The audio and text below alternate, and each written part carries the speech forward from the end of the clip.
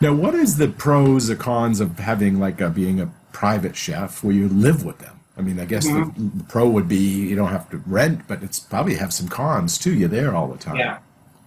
I've actually hired chefs to work for me who used to be live-in chefs and had long-term contracts with families. And I will say a major con is when that relationship sours or severs, it's heartbreaking for the chef. And you're so attached to the family. You're a part of their family. You could have raised their children literally while you're there cooking. You're living on site. You're so attached to their lifestyle and the way they think and what they want of you that when it ends, you're kind of lost.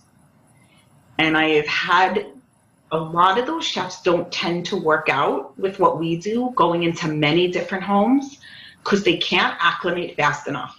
Hmm. I don't know if that makes sense, Sure. but because they're used to like, well, I didn't know how it would be, and this is how it used to be, and da da da. And I'm like, I don't care. Just go in and cook and put a smile on your face, and you'll learn how that family is. And they have a hard time They can't make adjusting. that. They can't make that pivot, huh?